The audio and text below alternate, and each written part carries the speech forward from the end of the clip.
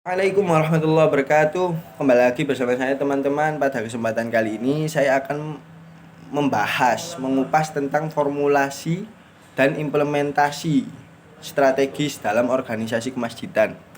Nah, sebelum itu saya akan menjelaskan tentang apa sih itu strategi itu apa. Strategi itu adalah suatu cara unik yang ditempuh untuk menggapai tujuan bersama. Nah, dalam pengimplementasian strategis ini ada komponen-komponen yang harus dipenuhi. Pertama itu tujuan. Nah, tujuan ini seperti contohnya keunggulan dan dalam pelayanannya kayak gimana, keunggulan dalam dan pelayanannya. Terus yang kedua, penentuan target jamaah. Nah, dalam organisasi kemasjidan ini pasti yang ditentukan dalam strategisnya pasti target jamaahnya berapa dari tahun ke tahun.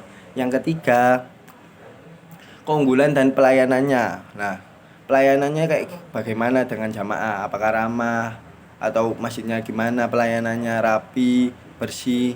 Nah, itu pengaruh.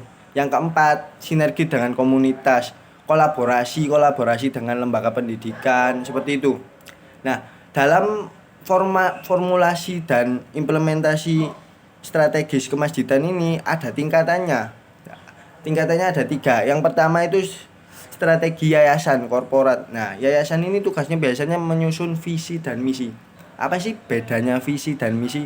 Visi ini lebih visioner, lebih tujuannya itu lebih lama, jangka waktunya itu lama, lebih besar, lebih lama. Jadi misi ini seperti poin-poin yang kita kita buat untuk mencapai misi. Misalnya kita membuat visi mencipta imam masjid yang profesional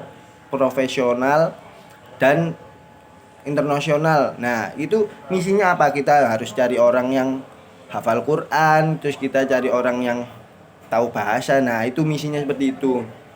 Nah, yang kedua, strategi tingkat organisasi masjid. Nah, strategi ini mencakup pengolahan unit-unit masjid secara spesifik seperti aspek keuangannya atau program-programnya yang ada dalam masjidnya. Nah, yang ketiga, strategi fungsional. Fungsional ini ya seperti namanya fungsional. Misalnya kuliah bisa pakai target-target atau pakai online atau pakai kertas offline bisa seperti itu. Nah, dalam eh, dalam formulasi dan implementasi strategi ada proses manajemen masjid. Nah, pertama itu prosesnya penetapan visi dan misi. Wah, penetapan visi dan misi masjid ini penting untuk supaya tujuannya itu enggak terpusat. Tujuannya itu supaya terpusat, enggak kemana-mana tujuannya. Yang kedua, analisis lingkungan. Nah, analisis lingkungan ini juga penting supaya kita dapat mengetahui potensi dan hambatan apa yang bisa mengganggu atau potensi apa yang bisa meningkatkan strategi kita, meningkatkan jamaah kita. Nah, yang ketiga, identifikasi strategi. Kita temukan strateginya itu yang kayak gimana. Yang keempat, rencana. Kita menyusun rencana strategi. Nah, kita nyusun. Terus keempat, kita implementasikan.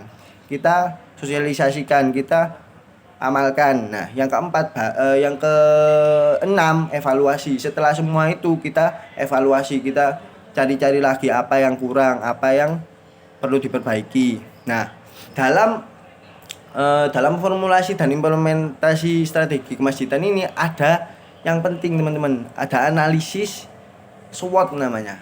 Nah, analisis SWOT ini S-nya itu strength. Jadi kita mencari aspek-aspek positif yang dapat dimanfaatkan dalam kemasjidan ini. Misalnya aspek sosial, misalnya sosial dekat dengan masyarakat. Nah, itu aspek positif. Jadi kita bisa nambah banyak masyarakat, nambah banyak jamaah. Yang kedua, weakness. Jadi kita harus bisa menganalisis apa aja kelemahan-kelemahan yang bisa jadi penghambatan, jadi kelemahan lah buat masjid itu. Misalnya kurangnya dana dan sumber daya yang mumpuni atau kurangnya partisipasi aktif dari para jamaah. Nah, yang ketiga, opportunities, peluang. Nah, kita harus menganalisis apa aja peluang itu. Biasanya paling menonjol itu peluang lingkungan. Jadi lingkungan misalnya kolaboratif, kita harus kolaborasi sama lembaga pendidikan atau lembaga apa. Nah itu biasanya itu menjadi peluang yang besar. Nah yang terakhir, threats atau ancaman. Ancaman ini menghambat organisasi dalam mencapai tujuannya. Nah, ancaman ini biasanya seperti perubahan demografi atau migrasi besar-besaran jamaah, jadi menurunkan jumlah jamaah atau mengurangi atau persaingan dengan masjid lain.